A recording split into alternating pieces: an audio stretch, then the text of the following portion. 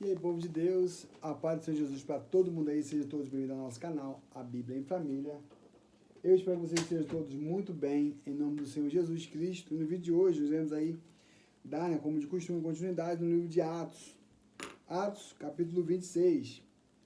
Agripa ouve a defesa de Paulo. Então Agripa dirigiu-se a Paulo e declarou: é permitido que faças uso da palavra em tua defesa. Em seguida, Paulo fez um sinal com a mão e iniciou a apresentação de sua defesa.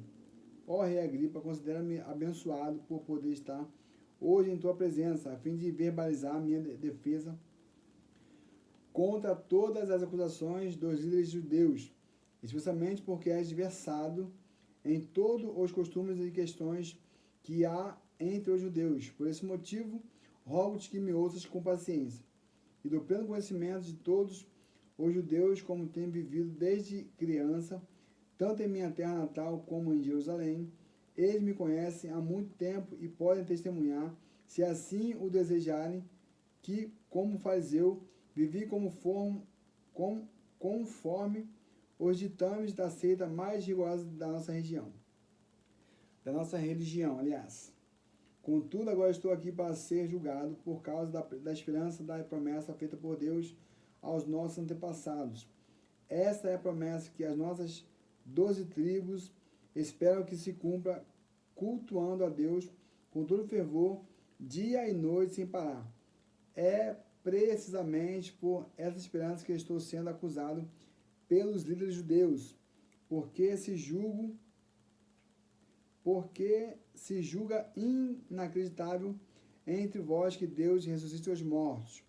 Eu igualmente estava seguro de que deverias me opor ao nome de Jesus o Nazareno.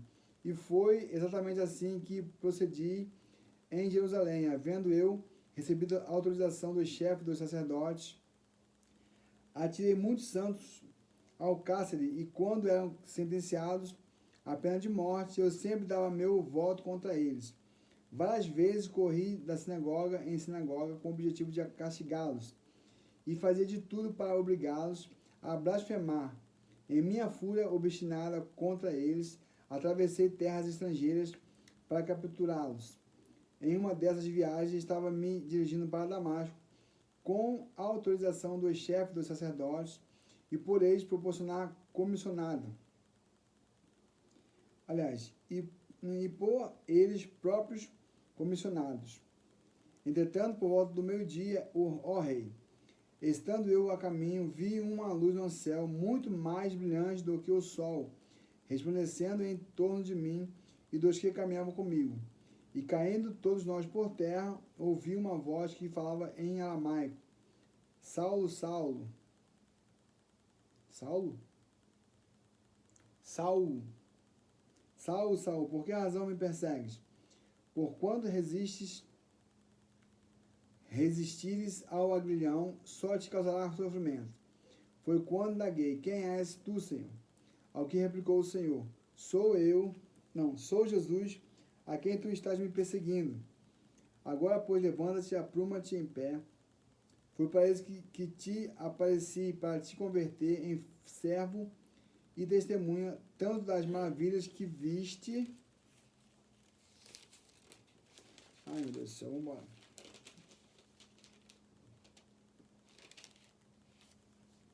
Da minha parte, como que te manifestarei. Irei livrar-te deste povo e dos gentios para os quais te envio, para lhes abrir os olhos e os converter das trevas para a luz, e do poder de Satanás para Deus, a fim de que recebam o perdão dos pecados e herança entre os que são santificados pela fé em mim. Sendo assim, ó rei Agripa, não fui desobediente à visão celestial. Preguei em primeiro lugar aos que estavam em Damasco, em seguida aos que estavam em Jerusalém, e depois em toda a Judéia, igualmente aos gentios, admoestando que se arrependessem e convertessem suas vidas para Deus, praticando obras que denotassem seu sincero arrependimento. E foi por isso que alguns líderes judeus me prenderam, estando eu no templo, e tentaram assassinar-me. Todavia tenho sido agraciado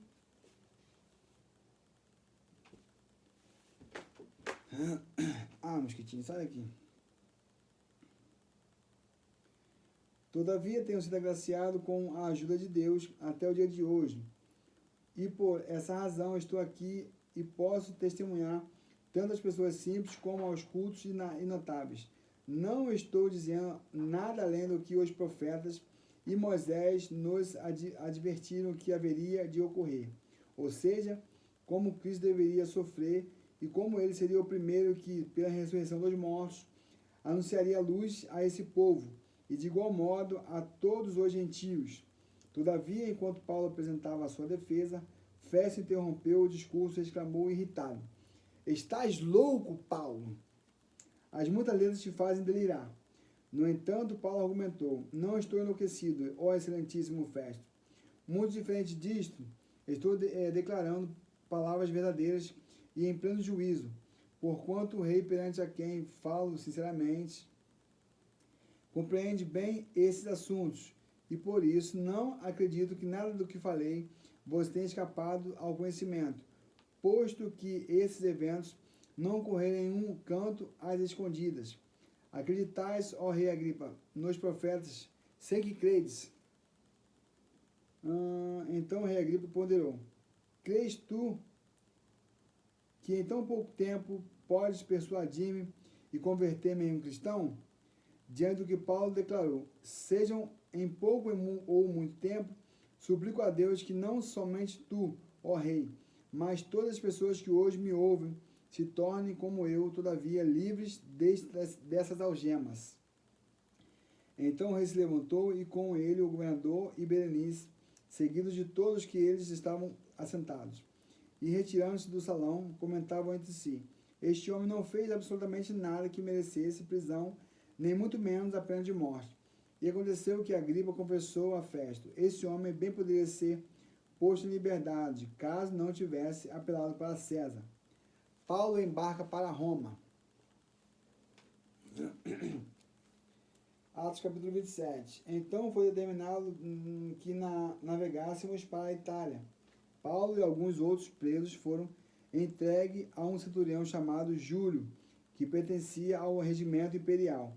Embarcamos no navio de Adrimítio, que estava prestes a navegar para alguns portos pela costa da província da Ásia, e saímos ao mar. Estava conosco Aristarco, um macedônio de Tessalônica.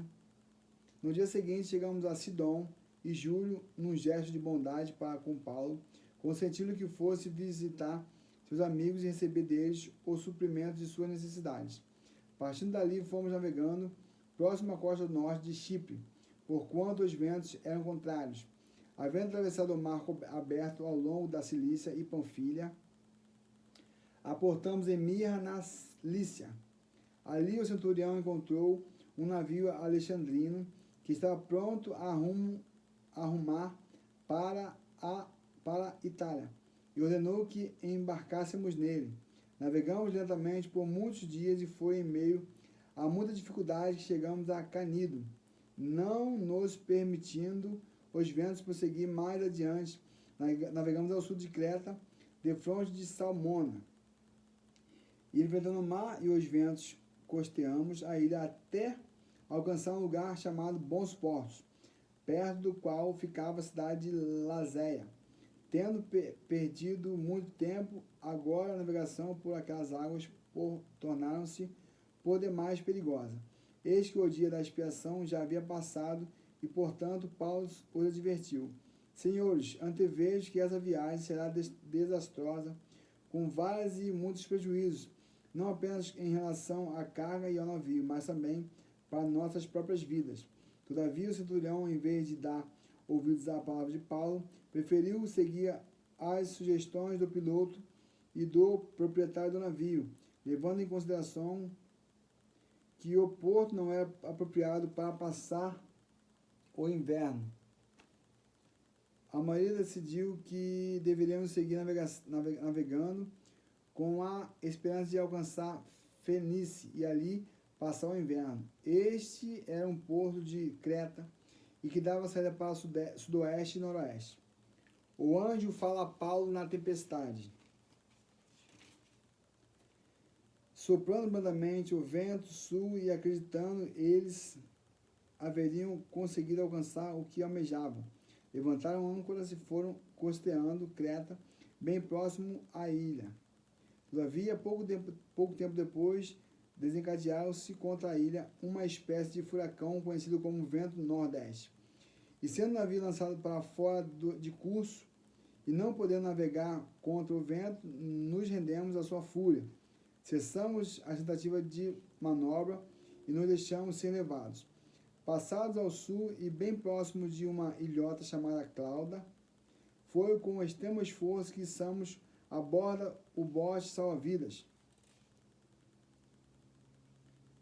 Conseguimos recolher o bote para dentro do navio e empregaram todos os recursos para reforçar a embarcação com cordas, e temendo que encalhasse nos bancos de areia de certa baixaria as velas e largaram o navio à deriva. Contudo, no dia seguinte, sendo violentamente castigado pelas tempestades, começaram a tirar ao mar a carga do navio. Ao terceiro dia, em meio à tempestade, com as próprias mãos, lançaram fora a armação do navio. Nem sol nem estrelas foram vistas por muitos dias. Aqueles ventos devastadores e o mar revolto abateram-se com ímpeto sobre nós. Meu Deus! Socorro! A ponto de perdermos toda a esperança de sermos salvos. E após muito tempo sem comer, Paulo se pôs de pé no meio deles e admoestou-os: Senhores, deveis ter dado ouvido aos meus conselhos e não ter saído de Creta naqueles dias, pois dessa forma teriam evitado este dano e prejuízo. Entretanto, agora exorto-vos a que tenhais bom ânimo, porquanto não se perderá vida alguma entre nós, mas somente o navio será destruído. Pois ontem, durante a noite, apareceu-me um anjo do Deus, a quem pertenço e a quem sirvo, e comunicou-me: Paulo, não temas, eis que é imperativo que compareças diante de César. E por isso Deus, por sua graça, te concedeu a tua vida e a de todos os que estão navegando contigo. Portanto, senhores, tende coragem, pois confio em Deus que tudo se cumprirá conforme foi anunciado. Certamente seremos arrastados para alguma ilha. A palavra do anjo se cumpre. Chegou a 14ª noite de agonia e continuávamos sendo impelidos pela tempestade no mar Adriático, quando, por volta da meia-noite, os marinheiros pressentiram que estávamos nos aproximando da terra. Então lançaram a sonda, concluíram que a profundidade era de 37 metros. Pouco tempo mais tarde, lançaram a sonda uma vez mais e verificaram 27 metros. Temendo que fôssemos arremessados contra os rochedos, jogaram na popa 4 âncoras e começaram a rogar para que o amanhecer chegasse logo. E aconteceu que alguns marinheiros, tentando escapar do navio, começaram a baixar o bote salva-vidas ao mar e, perplexos de lançar âncoras pela proa. Então Paulo declarou ao centurião e aos soldados: Caso estes homens não permaneçam conosco a bordo, vós não podereis ser salvos. Diante disso, os soldados cortaram as cordas que prendiam o bote salva-vidas ao navio e o deixaram cair ao mar. Logo, aos primeiros sinais de alvorecer, Paulo insistia que todos voltassem a se alimentar, encorajando-os. Hoje é o 14º dia que estáis em vigília contínua e em absoluto jejum. Eis que agora eu vos exorto a que comais algo, porquanto somente dessa maneira podereis sobreviver. Nenhum de vós perderá um só fio de cabelo. E havendo dito isso, tomou o pão e deu graças a Deus diante de todos. Em seguida partiu o pão e começou a comer. Num momento, todos se reanimaram e também se alimentaram. Estavam a bordo 276 pessoas. Depois de haverem comido até ficarem plenamente satisfeitos, aliviaram ainda mais o peso do navio, lançando todo o trigo no mar. Quando se fez dia claro, não reconheceram a terra, mas puderam avistar uma enseada onde havia praia, e decidiram que o melhor seria tentar encarar o navio ali. Então cortaram as cordas que seguraram as âncoras, abandonaram-nas no mar, desateando ao mesmo tempo as amarras que prendiam os lemes. Em seguida, alçando os ventos, a vela que restava na proa, foram conduzidos em direção à praia. Entretanto,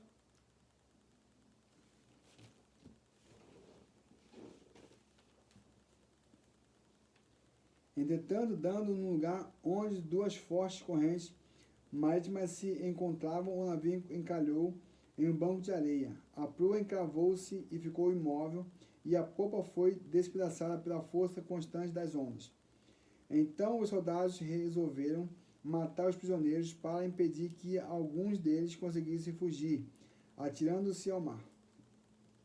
Contudo, o centurião, desejando poupar a vida de Paulo, os impediu de executar a ação proposta e ordenou aos que sabiam nadar que se lançassem em primeiro lugar ao mar e rumassem em direção à terra. Os demais deveriam seguir os primeiros e salvar-se com a ajuda de tábuas ou destroços flutuantes do navio. E assim ninguém se perdeu de todos, e todos chegaram a salvo em terra firme, assim como o anjo de Deus havia comunicado a Paulo. Gente, pessoal, esse é o vídeo de hoje. Fiquem todos na paz e até o próximo vídeo. Paz do Senhor. Paz.